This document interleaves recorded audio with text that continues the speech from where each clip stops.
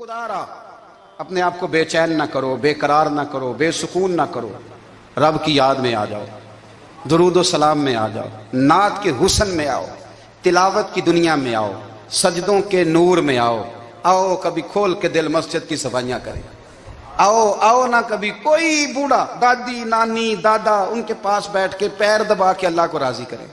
یہ کیف والی جگہ ہیں، یہ سرور والی جگہ۔ اتنی بے چین ہماری زندگی ہے، بے قرار ہے، تڑپتے ہوئے لوگ، لڑتے ہوئے لوگ، ایسے لگتا ہے ابھی ایک دوسرے کا گریبان تھام لیں گے، بے قرار بے چین۔ کسی کو انتظار کا کہا جانا کہ 10-20 منٹ کسی کا انتظار کرو، تو بعض لوگوں مجھے ایسے لگتا ہے جیسے یہ ان کا کلیجہ پھٹ جائے گا، ڈاکٹر کے انتظار میں بیٹھے ہیں تو بڑے پریشان ہیں۔ کسی کو ملنے گئے ہیں کو آدھا گھنٹہ بیٹھنا پڑ گیا تو بڑی دقت میں ہیں۔ اپنے آپ کو سکون دیں۔ آپ یقین کریں بڑا مزہ آتا ہے، کبھی کسی کا انتظار کرنا پڑے تو 2-4 تسبیح درود شریف پڑھی جاتی ہے، یعنی ذوق بن جاتا ہے کہ چلو اللہ نے موقع دیا ہے، کوئی سرکار کو یاد کر لیں، تنہائی مل گئی۔ ہمارا مزاج جس سختی کا شکار ہے، وہ سختی آہستہ آہستہ ہمیں زیادہ آزمائش میں ڈال گئی۔ تو میرے بھائی، زندگی میں اطمینان حسن ہے، اور وہ سب سے زیادہ اللہ کی یاد میں ملتا ہے، وہ سب سے زیادہ رب کریم کے ذکر میں۔ سب سے زیادہ جو چاہتا ہے نا دل ٹھنڈا رہے، زبان میٹھی رہے، وہ مدینے والے محبوب پہ درود و سلام پڑھا کرے، وہ حضور پہ درود و سلام پڑھا کرے، زبان میٹھی رہے گی۔ میرا ذاتی تجربہ ہے کہ جو آدمی اپنے اخلاق سنوارنا چاہے وہ حضور پہ درود شریف پڑھے، جو اپنے اخلاق سنوارنا چاہے، طبیعت کو ٹھنڈا رکھنا چاہے، وہ درود شریف پڑھے، اس کا دل سکون میں آئے گا۔ کچھ کام اور ہیں زندگی میں اطمینان کے لیے، ان کا ہونا بھی بڑا ضروری ہے۔ سب سے پہلے اگر آپ چاہتے ہیں نا زندگی میں سکون ہو تو حقیقتوں کا سامنا کرنا سیکھیں۔ آپ جو ہیں وہ رہنا سیکھیں، جو آپ نہیں ہیں وہ بننے کی کوشش نہ کریں۔ حقیقت کا سامنا کرو گے تو زندگی اطمینان میں آ جائے گی۔ ہم نے نا بہانے بنا لیے ہیں، ہیلے بنا لیے ہیں، جھوٹ کے سہارے اپنے آپ کو اونچا کر لیا۔ ایک آدمی سے کہا جاتا ہے تو رشوت نہ لے، تو کہتا ہے میں غریبوں سے نہیں لیتا۔ تو میرا سوال یہ ہے کہ امیروں کا حساب لینے کی اللہ نے تیری ڈیوٹی لگائی ہے، تیرے ذمہ لگایا ہے کہ تو امیروں کا حساب کر، تمہیں کیا ضرورت پڑی ہے؟ ہم نا بہانہ کرتے ہیں، رشوت لینے والے کا الگ بہانہ ہے اور سفارش والے کا الگ بہانہ ہے۔ حقیقت کا سامنا کریں، حقیقت کا۔ جو میرے ذمہ داریاں ہیں وہ میں نے پوری کرنی، جو آپ کی ذمہ داریاں ہیں وہ آپ جان نہ چھڑائیں، حقیقت پسند بنیں۔ میرے رسول کریم، پھر پڑھیے درود شریف صلی اللہ تعالی علیہ وسلم۔ حضور صلی اللہ علیہ وسلم نے فرمایا کہ میری بیٹی سیدہ فاطمہ الزہرا رضی اللہ تعالی عنہا صرف جنتی نہیں، جنتی عورتوں کی سردار ہے۔ لیکن حضور نے یہ بھی فرمایا کہ فاطمہ یہ خیال رکھنا اگر اللہ نے حساب پوچھا تو حساب تم نے خود دینا ہے۔ حقیقت کی طرف توجہ کرائی حضور نے، وہ صرف جنتی نہیں، جنتی عورتوں کی سردار ہیں، پر حقیقت کی جانب توجہ۔ میں حقیقت یہ ہے کہ اگر مالک نے حساب پوچھا تو اس کی تیاری بھی کرنی ہے۔ دیکھیں نا، ہمیں کچھ یقین نہیں، اللہ معاف کرے کہ ہمارا حساب کیسا ہوگا، لیکن کتنے آزاد ہیں۔ یعنی بڑی دلیری سے بندے کہتے ہیں فجر نہیں پڑھتا جی، 3 پڑھتا ہوں جی، شاہ رہ جاتی ہے جی، کپڑے صاحب، بڑی دلیری سے۔ اور سیدہ فاطمہ الزہرا نے ساری رات مصلی باز رکھا ہے، حالانکہ انہیں یقین تھا کہ رب مجھے بغیر حساب کتاب جنت دے گا۔ حقیقت کا سامنا کریں، جو حقوق آپ کے ہیں وہ آپ نے ادا کرنے ہیں، جو ذمہ داریاں ہیں وہ ذمہ داریاں ہیں۔ دیکھیں نا، حضرت موسیٰ کلیم اللہ علیہ السلام کے پاس اسرائیل روح نکالنے آئے تو حضرت موسیٰ نے تھپڑ مارا، آنکھ نکال دی، واپس گئے۔ اللہ انہوں نے تو جلال فرمایا ہے، کہا موسیٰ علیہ السلام سے کہیے بیل کی پشت پر ہاتھ رکھیں، جتنے بال ان کے دستے مبارک کے نیچے آئیں گے اتنے 1000 سال ان کی عمر بڑھا دی جائے گی۔ یعنی میرے کان میں کوئی بتا دے کہ جناب 60 سال بڑھ گئی، یا آپ کے کان میں کوئی کہہ دے تو خوشی ہوتی ہے کہ نہیں؟ لیکن یہ حقیقت پسندی نہیں، اس لیے کہ 60 بھی گزر جائیں گے، 70 بھی، یہ حقیقت نہیں۔ حضرت موسیٰ کلیم، چلے میں مثال دیتا ہوں، سمجھ لے 10 بال، حالانکہ بہت زیادہ آتے ہوں گے، 10 بال اگر حضرت موسیٰ کے ہاتھ کے نیچے آئے تو 10,000 سال تو عمر بڑھ گئی نا۔ 10 یعنی 10 سال نہیں، 10 100 نہیں، 10 بہت زیادہ تھی نا۔ حضرت موسیٰ کلیم اللہ علیہ السلام سے آ کے عرض کیا گیا حضور بیل کی پشت پر ہاتھ رکھیں، جتنے آپ کے ہاتھ کے نیچے بال آئیں گے اتنے 1000 سال عمر بڑھ جائے گی۔ تو حضرت موسیٰ نے حقیقت پسندی والی بات کی، فرمایا پھر کیا ہوگا؟ 10,000 سال کے بعد پھر کیا ہوگا؟ کہا حضور جانا تو پھر بھی ہے، فرمایا پھر ابھی چلتے ہیں۔ اگر جانا ہے نا، جانا ہے تو پھر اگر جانا ہے تو پھر ابھی، اور سجنوں اگر نماز پڑھنی ہے تو ابھی کیوں نہیں؟ اگر داڑھی رکھنی ہے تو پھر رمضان کا انتظار کیوں کریں؟ ابھی کیوں نہیں؟ اگر سچ بولنا ہے تو پھر، اگر رزق حلال کھانا ہے تو پھر انتظار کا ہے گا؟ حقیقت ہوتی ہے، بہانہ ہوتا ہے، حقیقت چھپ نہیں سکتی بناوٹ کے اصولوں سے، کیونکہ خوشبو آ نہیں سکتی کبھی کاغذ کے پھولوں سے، یہ بات یاد رکھیں۔ اگر جانا ہے تو حضرت کلیم فرمانے لگے پھر 10,000 سال کے بعد بھی جانا ہے، تو آج بھی ہمیں بے قراری زندگی میں اس لیے کہ ہم حقیقت پسند نہیں، ہم بہانوں میں، ہم ہواؤں میں جیتے ہیں، ہواؤں میں، خیالات میں زندگی گزارتے ہیں۔ بڑا ٹائم پڑا ہے، مثلاً کتنا میرے رسول کریم صلی اللہ تعالی علیہ وآلہ وسلم نے ایک دن صحابہ سے فرمایا تمہیں حیا نہیں آتی؟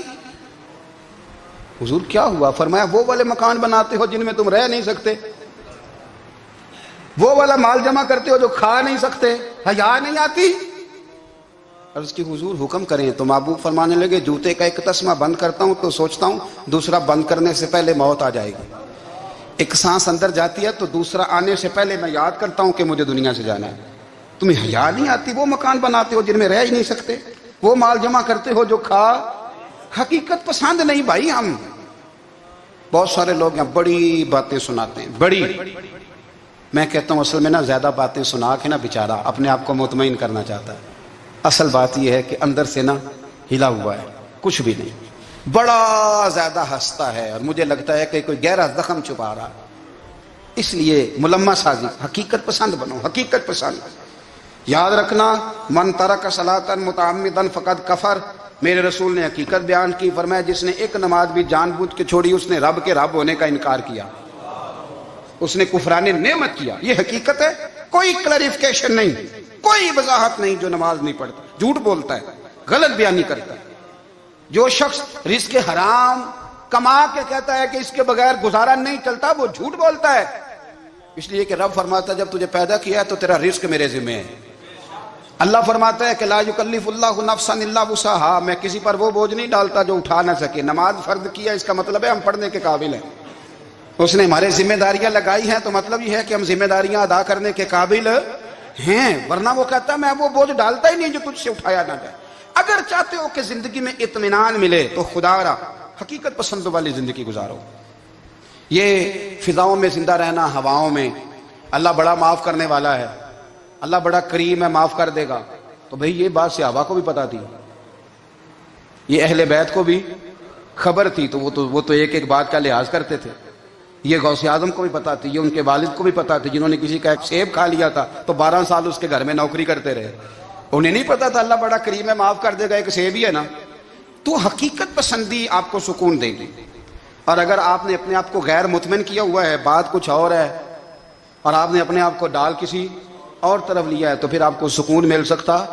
سکون حقیقت پسندی میں، اصل میں سکون ہوتا ہے، اداکاری میں سکون نہیں ہوتا۔ تیسری بات سنیں، اگر آپ چاہتے ہیں زندگی میں مطمئن رہیں تو دنیا داروں سے امیدیں توڑ دیں، اللہ اور اس کے رسول سے امید وابستہ کریں، اولیاء اللہ سے امیدیں وابستہ کریں، صحابہ اور اہل بیت سے امیدیں، اللہ اور اللہ والوں سے امیدیں، دنیا داروں سے امیدیں۔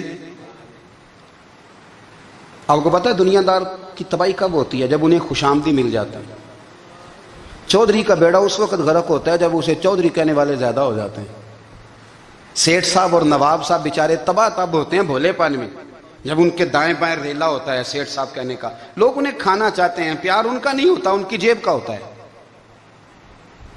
محبت ان سے نہیں ہوتی، ان کی کرسی سے ہوتی ہے، ضروریات کا پیار ہوتا ہے، تباہ کر دیا جاتا ہے۔ ہماری ساری توقعات دنیا داروں سے وابستہ ہو گئی ہیں، ناراض نہ ہونا، پیروں نے، مولویوں نے، درویشوں نے، انہوں نے بھی سیٹ رکھے ہوئے جلسوں کی صدارت کرانے کے لیے، یعنی مذہبی جلسہ ہے، اس میں بہت زبردست پڑھے لکھے صاحب تقوی عالم کا خطاب ہے، اور کی صدارت وہ بندہ کر رہا ہے جس نے عشاء کی نماز بھی نہیں پڑھی، وہ بندہ صدارت کر رہا ہے، کیوں؟ اس لیے کہ اس نے لاکھ روپیہ دیا محفل میں۔ خدا را دنیا داروں سے امیدیں چھوڑ دیں، ورنہ آپ کمزور پڑ جائیں گے، آپ کی امیدیں ٹوٹیں گی۔ کتنا کمزور ہے وہ شخص جو 2-4 ہزار کے لیے کسی بندے کی چاپلوسی کرتا ہے، اس کے پیچھے بھاگتا ہے، خوش آمدیں کرتا ہے، تھوڑے سے نوٹوں کے لیے، दुख सुख में काम आएगा इस काम के लिए। मेरे रसूल करीम अलैहिस्सलाम ने फरमाया, जिसने बंदों को राजी करते करते रब को नाराज कर दिया, उसकी दुनिया भी गई और आखिरत भी गई। और फरमाया, जिसने बंदों की परवाह नहीं की, अल्लाह को राजी किया, फरमाया अगर रब राजी हो गया तो लोगों के दिलों में भी मोहब्बत पैदा फरमा देगा। क्या जरूरत है खुशामद करना दुनियादारों की, सेठों की, नवाबों की, चापलू। और मैं आपको एक बात बताऊं, होता पता क्या है, ये जो हुब्बे जा और हुब्बे बा होती है ना, इससे पेट नहीं भरता। आपको अगर खुशामद करनी है तो फिर आपको सारी जिंदगी करनी है। फिर उनको भी पता होता है कि ताल्लुक किस बुनियाद पर है, इसमें कभी भी खुलूस पैदा नहीं होता। आप बेचैन रहते हैं, बेकरार रहते हैं, आपको तकलीफ रहती है हमेशा। कभी भी दुनियादारों से उम्मीदें वाबस्ता ना करें। एक बात सुने बड़ी शानदार, इमाम गजाली ने लिखी है। इमाम गजाली फरमाते हैं कि हारून रशीद ना हज करके वापस आया बगदाद में, तो कोने में हजरत बहलोल दाना बैठे थे। रश बहुत था, मजमा बड़ा था। हजरत बहलोल दाना भी सड़क के किनारे बैठे थे, तो सिपाही कहने लगे यहाँ से उठ जाओ। फरमाने लगे हारून रशीद की ज़मीन नहीं, ज़मीन मेरे रब की है, मैं क्यों उठूँ। वो करीब से गुजरा तो सलाम ली, तो आपने उसका प्रोटोकॉल देखा तो फरमाने लगे, हारून रशीद तुझसे तगड़े तगड़े मोटे मोटे प्रोटोकॉल मैंने लोगों के देखे हैं, और ये जो तेरे दाएं बाएं आज तेरे नारे लगा रहे हैं, ये पहले उन लोगों के नारे लगाया करते थे। और थोड़ा वक्त गुजरने दे, जो तेरे बाद आएगा ना, ये सारे फिर उनके नारे भी लगाएंगे। तू झूठ की दुनिया में जिंदा है, इनसे तूने उम्मीदें वाबस्ता की हैं, ये कल उसके नारे लगाएंगे। उसके दिल पे बड़ा असर हुआ, घोड़े से उतर आया, आगे कहने लगा, हुजूर आपने मुझे बड़ी अच्छी नसीहत की है, मेरा दिल बड़ा ठंडा हुआ है। मैंने सुना है आप मकरूज हैं, कुछ लोगों का कर्ज, तो मुझे कोई हुक्म ही कर दें। आप हंसने लगे, फरमाने लगे, यार तू तो बड़ा ही बेवकूफ़ है, बड़ा ही बेवकूफ़ है तू, मैं तुझे नसीहत कर रहा हूँ, तू मुझे उलझा रहा है। हुजूर कोई हुक्म कर दें। क्या खूबसूरत अंदाज है रब करीम के बंदों का। हजरत बहलोल दाना फरमाने लगे, तेरा रब कौन है। कहा अल्लाह। तो फरमाया मेरा कौन है। कहा अल्लाह। फरमाने लगे, ये तो नहीं ना हो सकता कि अल्लाह हारून रशीद को देता रहे और बहलोल दाना को भूल ही जाए। ये तो नहीं ना हो सकता कि हारून रशीद को देता रहे और बहलोल दाना को भूल जाए। फरमाया उसका दिल, उसका इरादा हुआ, इरादा कुदरत हुआ कि बहलोल मकरूज रहना चाहिए। तो अगर रब मुझे रखना चाहता है, दुख कबूल मोहम्मद बख्शा राजी रहन प्यारे, अगर वो चाहता है मैं मकरूज रहूं, तो मैं भी चाहता हूं कि मैं मकरूज ही रहूं। ये तो नहीं ना हो सकता कि तुझे दे और मुझे ना दे। फरमाया मेरी तुझसे कोई उम्मीद नहीं, मुझे जब भी देगा मेरा रब भी देगा, और वो देगा तो फिर इंशाल्लाह खजाने खोल के देगा। दुनियादारों से उम्मीदें वाबस्ता करना, लोगों के पीछे, ये छोड़ दें। आप बेचैन रहेंगे, बेकरार रहेंगे। अल्लाह वालों से जरूर उम्मीदें वाबस्ता करें, इसलिए कि उनके पास जो कुछ होता है वो दरअसल रब का ही होता है। लेकिन सेठों से, नवाबों से, सियासतदानों से बाज आ जाए, हमारी बड़ी उम्मीदें वाबस्ता हैं। मैं अक्सर कहता हूं, जितने फेरे नौकरी के लिए दुनियादार के दरवाजे पे लगाए हैं ना, इससे कम दफा मस्जिद में नफल पड़े होते तो रब उतनी बड़ी मेहरबानी फरमा देता। तीसरी बात ये याद रखें, अगर सुकून लेना चाहते हैं ना, अगर सुकून लेना चाहते हो ना, तो लोगों को डिस्कस करना बंद कर दो। किसको अल्लाह ने कितने पैसे दिए हैं वो जाने और अल्लाह जाने, किसको अल्लाह ने कितनी गाड़ियां दी हैं वो जाने, और लोगों को डिस्कस करना जी। यानी मैं एक जगह बैठा था, तो एक साहब गाड़ी वाला गुजरा, गाड़ी में बैठ के, उसका पड़ोसी था, कहते था मुंह है कार वाला। मैं क्या ਉਹਦਾ ਤੇ है ਤਾਂ ਹੀ बैठा है। ਤੇ ਹੁਣ मैं क्या समझाना ਸੀ ਨਾ ਉਹਨੂੰ, मैं क्या ਤੂੰ ਤੇ मैं ਹਿਸਾਬ ਲਾਈਏ ਵੀ ਸਾਡੇ ਕੋਲ ਕੋਈ नहीं, ਉਹਦਾ ਤੇ है। देखिए ना, अल्लाह ने उसे दी है ना, तो अल्लाह ने चाहा ना वो कार में बैठे, तो इसने फटे पे बैठ के ये तबसरा किया कि मुंह है कार वाला। मैं क्या भी ਉਹਦਾ ਤੇ है ਤਾਂ कार है। अब मुझे तुझे अंदाजा लगाना चाहिए कि हम क्या ये बहस है। यदि अल्लाह को चाहिए था माज अल्लाह के पहले तुमसे पूछता कि इसे कार देनी है कि नहीं। क्या मतलब फसूल बहस है। वो चीज हमें इतना तंग करती है, इतनी तकलीफ देती है कि आप यकीन करें सारा दिन उसी को डिस्कस करते हैं, सारा दिन।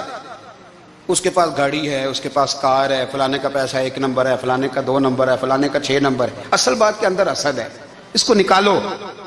एक बात कहने लगा हूं, इसे याद रखना। मेरे आला हजरत रहमतुल्लाह अलैह फरमाया करते, हसद करने वाला बंदों पर एतराज नहीं करता, अल्लाह पर एतराज करता।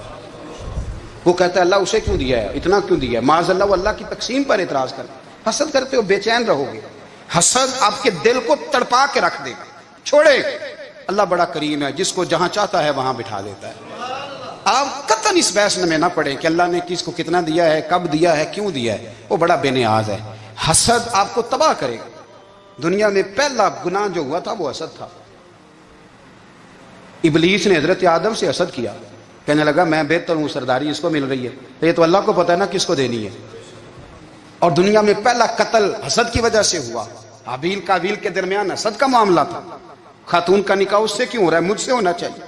حسد تباہی کرتا۔ آپ یقین کریں، یعنی دکاندار کے سامنے دوسری دکان پڑتی ہے اور پریشان ہو جاتا ہے، وہ کہتا ہے میرا کیا بنے گا، لا حول ولا قوت الا باللہ العلی العظیم، یعنی تیرا کیا خیال ہے کہ تیرے حصے کی روٹی وہ کھا جائے گا، اتنا چھوٹا دل، یعنی تیرا موقف یہ ہے کہ تیرے حصے کا نصیب اس تک چلا جائے گا، یہ تیری خواہش ہے۔ ایک دوسرے کی کمزوریاں بیان کرنا، اس کا تو مال ہی ناقص ہے جی، اس کے تو پاس ہی کچھ نہیں، یہ تو کمزور لوگوں کا طریقہ ہے۔ میرے رسول کریم علیہ السلام گزر رہے تھے، پت جھڑ کا موسم تھا، خزاں کا موسم تھا، درختوں کے پتے جھڑ رہے تھے، صحابہ کو ساتھ لے کے حضور گزرے اور ایک درخت کی ٹہنی کو پکڑ کے حضور نے ہلایا۔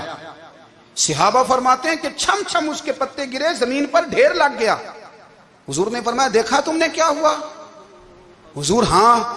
فرمایا کتنی تیزی سے پتے جھڑے ہیں، صرف تنا رہ گیا ہے اور خالی ٹہنیاں رہ گئی ہیں، کوئی حسن بچا ہے؟ حضور نہیں۔ تو نبی کریم فرمانے لگے جو حسد کرتا ہے نا اس کی نیکیاں بھی اسی طرح جھڑ جاتی ہیں، اسی طرح۔ اور ایک جگہ حضور فرمانے لگے جس طرح راکھ لکڑی کو آگ کھا جاتی ہے، جس طرح لکڑی کو آگ، جب آگ کھا جائے تو پھر لکڑی کو لکڑی نہیں کہا جاتا، راکھ کہا جاتا ہے، کوئلہ کہا جاتا ہے، اس کی اصل باقی یعنی اسے کھائی جاتی ہے۔ تو حضور علیہ السلام فرمانے لگے جس طرح آگ لکڑی کو کھا جاتی ہے، فرمایا اسی طرح حسد نیکیوں کو کھا جاتا ہے، نیکیاں رہتی نہیں۔ حسد کرنے والے کے پاس نیکیاں یعنی ان کی اصل شکل موجود، کبھی بھی حسد نہیں کریں۔ اللہ کی تقسیم ہے، جس کو چاہے جب چاہے جتنا چاہے عطا کرے۔ اور چوتھی بات میرے بھائی، کبھی بھی بغض نہ پیدا کریں۔ بغض والے لوگ بے سکون رہتے ہیں۔ بہت ساری کمزوریاں ہمارے اندر ہوتی ہیں نا، پھر اللہ ہماری روزی تو نہیں نہ بند فرماتا، یہ تو نہیں کہتا کہ زمین سے نکل جاؤ۔ اگر یہی والا معاملہ ہو جو ہمارا ہے کہ شادی پہ اس نے میرے ساتھ برا سلوک کیا تھا، اب ساری زندگی بغض رکھنا ہے۔ اگر یہی معاملہ فرشتے اللہ کی بارگاہ میں کہیں کہ یا اللہ اس نے فلانے دن شراب پی تھی، اب اس کو زمین میں نہیں رہنے دینا، نظام زندگی چلے گا؟ تو اگر اللہ ہمیں معاف کرتا ہے تو ہم بندوں کو معاف کیوں نہیں کرتے؟ آپ یقین کریں اتنی لمبی عداوتیں، اتنا لمبا حسد، اتنا لمبا بغض، اتنا لمبا۔ حدیث میں نے پڑھی، میں حیران رہ گیا۔ میرے نبی کریم علیہ السلام نے فرمایا اپنی بیوی سے کبھی بغض نہ رکھنا، اگر اس کی ایک بات ناپسند ہو تو اسے چھوڑ کے وہ بات دیکھو جو تمہیں پسند ہے۔ میں اس حدیث کو پڑھ کے سوچنے لگا کہ کیا بیوی کا بھی بغض رکھتے ہیں لوگ؟ اب حضور نے کہا ہے تو اس کا مطلب ہے لوگ بیوی کا بغض بھی رکھتے ہیں۔ اب اس پر استدلال کر کے مجھے کہنا پڑے گا کہ سسرال والوں کا بغض بھی رکھتے ہیں، کہنا پڑے گا کہ بھائی کے سسرال والوں سے بھی بغض رکھتے۔ اس حدیث کی روشنی میں سمجھا کہ لوگ بھابھی کا بغض رکھتے ہیں، بغض، ورنہ عادتیں تو ہماری بھی کئی بری ہوتی ہیں۔ اگر عادات ایک وجہ بنے اختلاف کی تو عادتیں تو ہماری بھی کئی بری ہیں، لیکن ہم اپنی بری عادتوں سمیت اپنے آپ سے پیار کرتے ہیں، اور سامنے والے کی ایک بھی عادت بری ہو تو اس سے بغض رکھتے ہیں۔ بغض نہ پیدا کریں۔ میرے نبی پاک علیہ السلام نے فرمایا کچھ چیزیں تمہارے دین کو مونڈ ڈالیں گی، تباہ کر دیں گی، کاٹ دیں گی۔ حضور کون سی؟ فرمایا حسد، تکبر اور بغض، یہ تمہارے دین کو تباہ کر دیں۔ ہم بے چین اس لیے ہیں کہ ہم نے بہت سارے لوگوں کا بغض پالا ہوا ہے، اور ہر فیلڈ میں سیاستدان نے سیاستدان کا، ذاتیات پر اتر کے بات کرتے ہیں، معزز ترین لوگ، تاجر نے تاجر کا، الا ماشاءاللہ بعض جگہ پہ اہل علم بھی ایک دوسرے سے عداوت رکھتے ہیں۔ خدا را دل رب کریم کے آنے کا ٹھکانہ ہے، یہ صاف ہوگا تو اس میں رب رسول کے جلوے ہوں گے، اگر اس میں عداوت ہو، اس میں بغض ہو، اس میں کینہ ہو، نفاق ہو۔ سنیں میرے رسول کریم حضرت ابوبکر صدیق رضی اللہ تعالیٰ عنہ کہتے ہیں میں رو ہی پڑا۔ مکہ فتح ہوا نا تو اکرمہ بن ابو جہل نے پیغام بھیجا کہ میں نا کلمہ پڑھنے کے لیے آ رہا ہوں۔ وہ بات لمبی ہے، میں موضوع پہ رہنا چاہتا ہوں۔ کہتے ہیں جب وہ آنے لگا نا تو نبی پاک نے ہم سب کو بلایا، ہم حاضر خدمت ہوئے تو حضور فرمانے لگے کہ اس کے باپ نے نا بڑا ظلم کیا ہے ہمارے ساتھ، ابو جال نے بڑا ستایا ہے, بڑی تکلیف دی ہے. آپ مجھے بتلائیں کہ وہ ایک دفعہ کسی شادی پہ بحث ہوتی ہے بیوی کے بھائی کے ساتھ, پھر ساری زندگی اس بیچارے کو معافی, وہ 10 دفعہ گھر آتا ہے معافی مانگنے پر سوال ہی نہیں پیدا ہوتا, میں او ہو مجھے ہی کہہ دیا, یعنی پھر میں مجھے ہی کہہ دیا آپ نے, اور میری شان میں بے ادبی, اور پھر میں معاف کر دوں, توبہ توبہ توبہ, یہ کیسے ہو سکتا ہے, میری ناک نیچی ہو جائے گی, اور آپ نے مجھے کہہ دیا, سوال ہی نہیں پیدا ہوتا. اور یہ رونا میں اکثر ہوتا ہوں کہ شادی والے دن داماد صاحب کا زیادہ دماغ خراب ہوتا ہے. جب چھوٹی سالی کی شادی ہوتی ہے نا, اس دن اس کو بخار چڑھتا ہے, کوئی اس کو کان میں کہتا ہے تیری عزت نہیں کر دے, اس دن اس کا دماغ خراب ہو جاتا ہے, بچے اٹھا کے نکل آتا ہے, وہ بیچارہ سسر منتیں کر رہا ہوتا ہے کہ تیری مہربانی آ جا, یہ عزت کرا رہا ہے. تو میں نے کہا احتجاج کر کے جو عزت کرائی جاتی ہے وہ عزت نہیں ہوتی. ہاں یہاں مانگ کے عزت لیتے ہیں لوگ, یا احتجاج کی کوئی عزت ہے؟ آپ کے اندر کمالات اتنے ہوں کہ آپ کی عزت کرنے کو دل چاہے, یعنی مزہ آئے, یعنی لطف آئے, یعنی آپ دور بیٹھے ہوں تو کسی کا دل کرے آپ کو اسٹیج پہ بلانے کے لیے. یہ کیا بات ہوئی کہ چھائے جانا اور بھاگ کے آگے جانا, ان سے نکلیں. اکرمہ بن ابو جال کلمہ پڑھنے کے ارادے سے آ رہے ہیں, حضور علیہ السلام نے صحابہ کو بلایا. کتنی زیادہ دعوت رکھی جا سکتی تھی معاذ اللہ, کب سے وہ چلا تھا ظلم کرنے, اور اس کے بعد اس کا بیٹا شروع ہو گیا. کتنی باتیں تھیں جو ناقابل معافی تھیں, پر کریم رسول نے ہمیں بتلایا ہے کہ سکون والی زندگی کہتے کس کو ہے. جب سب لوگ جمع ہو گئے تو حضور نے فرمایا بھئی وہ کلمہ پڑھنے آ رہا ہے, اس کے باپ نے ظلم بڑے کیے ہیں, پر میری نصیحت یہ ہے کہ اس کے سامنے اس کے باپ کو کوئی برا نہ کہے, خبردار کوئی اس کے سامنے کوئی بات نہ کرے. اب وہ کلمہ پڑھنے آ رہا ہے, مطیع ہو کے آ رہا ہے, بان کے آ رہا ہے. کہتے ہیں اللہ کے رسول نے نا کافی دیر تک خطبہ دیا, بریفنگ دی, بات سمجھائی. جناب صدیق اکبر کہتے ہیں میں رو پڑا. ایک صحابی مجھے کہنے لگے تمہیں کیا ہوا, تو میں نے کہا میں مصطفیٰ کی رحمت پہ رو رہا ہوں.